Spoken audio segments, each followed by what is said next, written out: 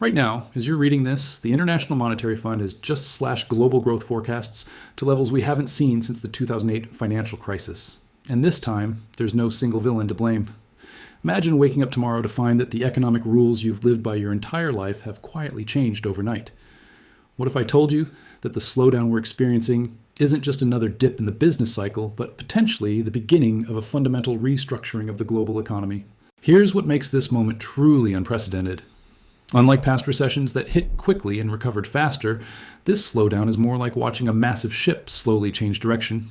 You can barely feel it happening, but the consequences are enormous. The IMF's warning isn't just another headline to scroll past. It's a signal that affects everything from your job security to the price of your morning coffee, from your retirement savings to whether your children will afford their own homes. So why should you care about some international organization's economic forecast? Because this story is actually about you, your family, and the choices you'll need to make in the coming years. Let's dive in and explore now. What happens when the economic engine that's powered the world for decades starts running out of fuel? For the past 40 years, we've lived in what I call the age of certainty. You work hard, you save money, the economy grows, and your life gets better than your parents' lives. That contract is breaking. The IMF's latest report reveals something deeply unsettling. Growth rates across developed economies are projected to hover between 1% and 1.5% for the foreseeable future. Now, I know what you're thinking. Who cares about some percentage points? Now, let me put this in perspective. When your economy grows at 3% annually, your standard of living doubles every 24 years. At 1% growth, it takes 48 years. This means your children might not live better than you do. And that's a reversal of a trend that's been true since the Industrial Revolution. Think about that for a moment. Your grandparents lived through wars and depressions, yet they still expected each generation to climb higher. Consider Sarah, a 35-year-old marketing manager in Singapore. She earns a good salary, saves diligently, but despite doing everything right, she's watching home prices rise faster than her income, seeing automation threaten her industry, and realizing her retirement savings projections were based on economic assumptions that no longer hold true. Sarah isn't an anomaly. She's the new normal. The IMF's warning is essentially telling us that millions of Sarahs around the world are living in an economic reality that our institutions haven't caught up to yet. Three massive forces are colliding right now, and most people don't even realize they're connected. The first horseman is demographics. Japan was the canary in the coal mine. For 30 years, they've shown us what happens when a society ages rapidly. Now China, Europe, and even the United States are following the same path. Here's the brutal math. When you have more retirees than workers, economic growth becomes exponentially harder. Fewer workers means less production, less consumption, less innovation, and crucially, less tax revenue to support growing pension obligations. The second horseman is debt.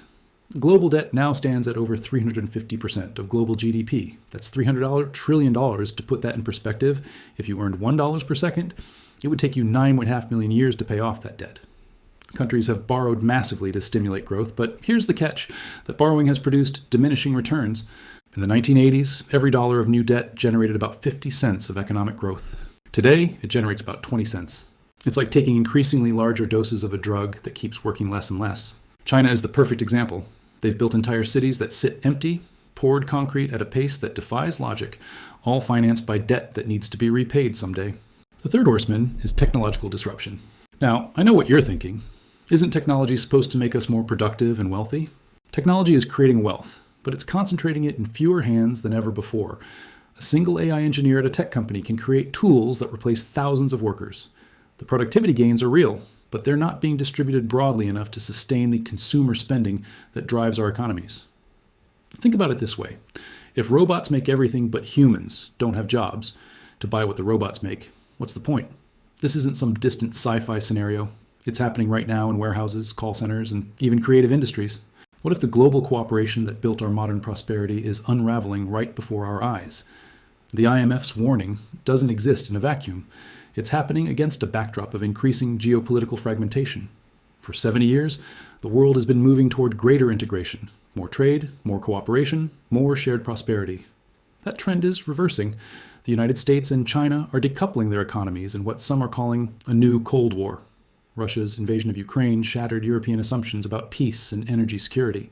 Supply chains that were optimized for efficiency are being rebuilt for resilience, which means higher costs. And let me give you a concrete example. A smartphone today contains components from over 40 countries. As countries prioritize security over efficiency, those supply chains are being shortened, regionalized, and duplicated. which means your next phone will likely cost more. Multiply this across every industry, and you start to understand why the IMF is worried. The economist Adam Smith taught us about the division of labor. When people specialize and trade, everyone benefits. We're now watching that principle being partially unwound on a global scale. Countries are choosing strategic autonomy over economic efficiency. This shift shows up in the data. Global trade as a percentage of GDP has stopped growing for the first time since World War II. Think about what this means. Your ability to buy affordable goods from around the world, something you've taken for granted, is being gradually constrained by political decisions made in capitals you've never visited. We're living in the most technologically advanced era in human history, so why does everything feel like it's getting harder? This is what keeps me up at night. We have AI that can write poetry, quantum computers, gene editing, and electric vehicles, yet productivity growth, the ultimate measure of whether technology is improving our lives, has been disappointing. From 1947 to 1973, productivity in the United States grew at about 2.8% per year. From 2007 to 2019, it grew at 1.3% per year, half the rate. Where are the breakthrough treatments for Alzheimer's, the clean energy systems that actually work at scale, or the productivity tools that make ordinary workers more valuable? Consider this paradox. We can get a ride from a stranger in minutes using an app, but building a house takes just as long and costs just as much, or more, than it did 50 years ago. We've revolutionized bits, but not atoms. Information moves at the speed of light, but people and things still move at roughly the same speeds as a generation ago. The sectors that matter most for quality of life, healthcare, education, housing, infrastructure, have seen costs rise much faster than incomes. The IMF's slowdown warning is partly a reflection of this innovation paradox. We're creating enormous value in some areas while failing to address the fundamental constraints on growth in others. What happens when the planet's physical limits collide with our economic models that assume infinite growth? This is perhaps the most uncomfortable truth embedded in the IMF's warning. For the first time in human history, we're hitting genuine physical constraints to growth. Climate change isn't just an environmental issue, it's fundamentally an economic issue. The insurance industry is already repricing risk in ways that make entire regions uninsurable. Agricultural yields are becoming more volatile. Infrastructure designed for yesterday's climate is failing in today's conditions. Let me paint you a picture.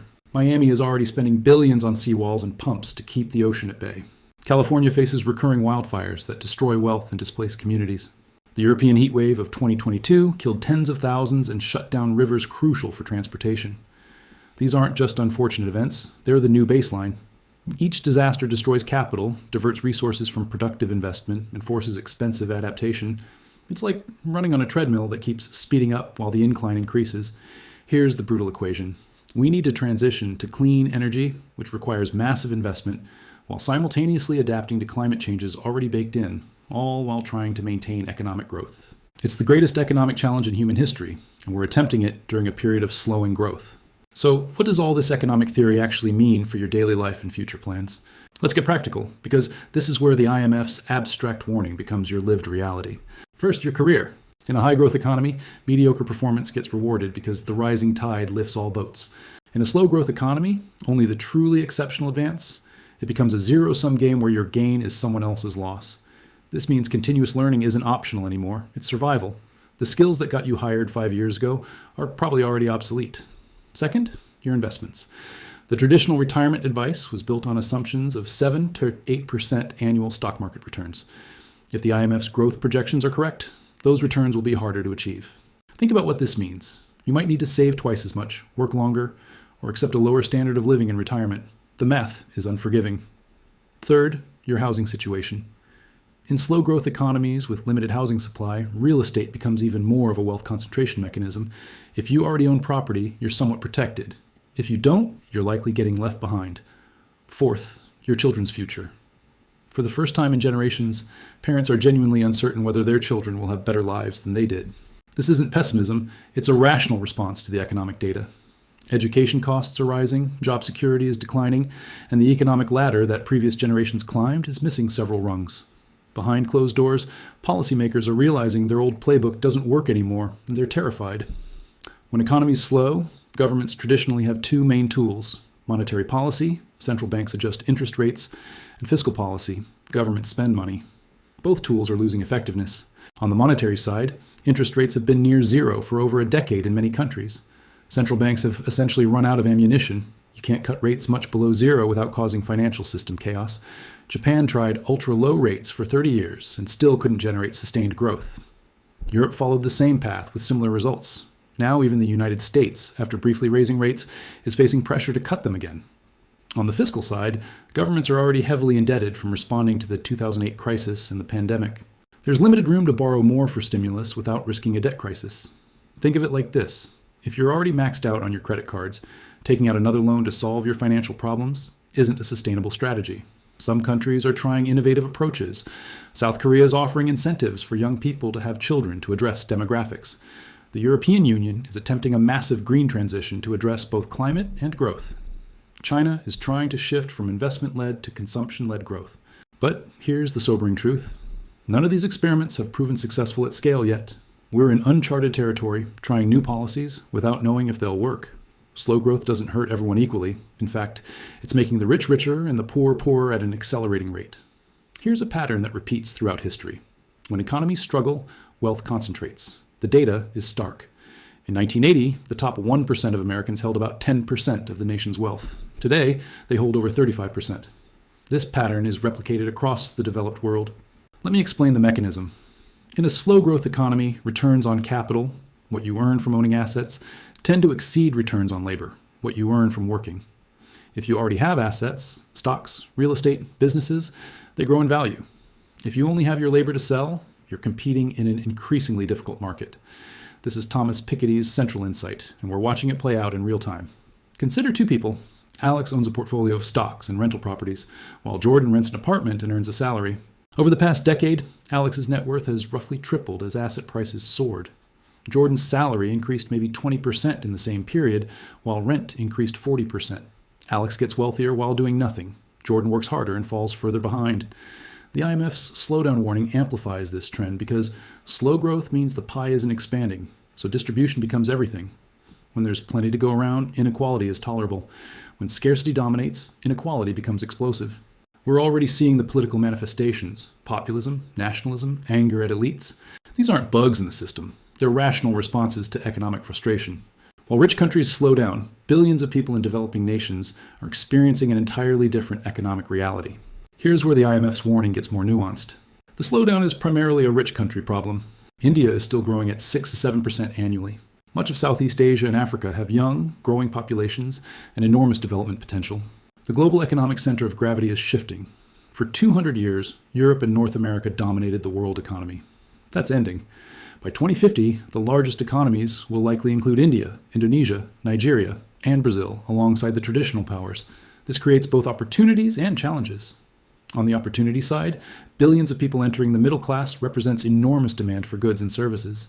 Companies that can serve these markets will thrive. On the challenge side, these countries need to develop without repeating the carbon-intensive path that rich countries took. They're being asked to solve in 30 years what took the West 150 years, and to do it cleanly. Consider Africa. It will have 2.5 billion people by 2050, most of them young. If they get good governance, education, and infrastructure, they'll be an economic powerhouse. If they don't, we'll face migration, conflict, and instability on a scale we can barely imagine. The IMF's role in this transition is crucial but controversial. Historically, IMF loans have come with conditions that many view as harmful: cut spending, privatize, open markets. What if artificial intelligence changed everything we think we know about economic growth? This is where predictions become especially uncertain. AI could either be the solution to slow growth or the catalyst for even greater challenges. On the optimistic side, AI might unlock productivity gains we haven't seen since the Industrial Revolution. Imagine AI-designed drugs that cure diseases, AI-optimized energy systems that slash costs, AI teachers that provide personalized education to billions. The potential is genuinely transformative. On the pessimistic side, AI could accelerate job displacement faster than new jobs are created. We've seen this pattern before. ATMs didn't eliminate bank tellers, but they reduced the number needed and lowered wages for those who remained. AI will likely do this across white-collar work on a massive scale. Here's a thought experiment that keeps economists awake. What happens when AI can do most cognitive work better and cheaper than humans?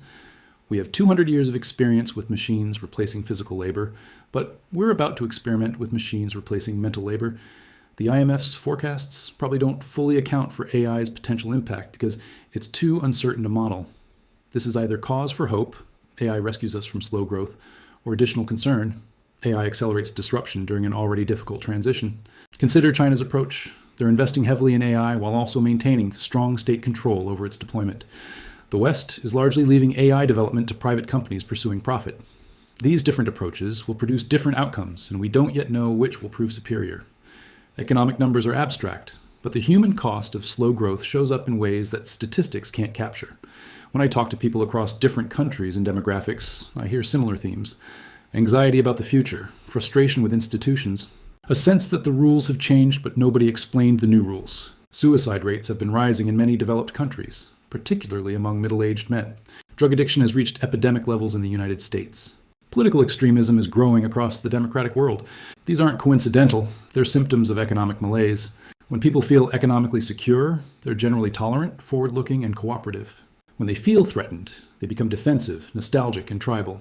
The IMF's warning about slow growth is also a warning about social stability. Think about the social contract in developed democracies. Work hard, follow the rules, and you'll achieve a comfortable middle-class life.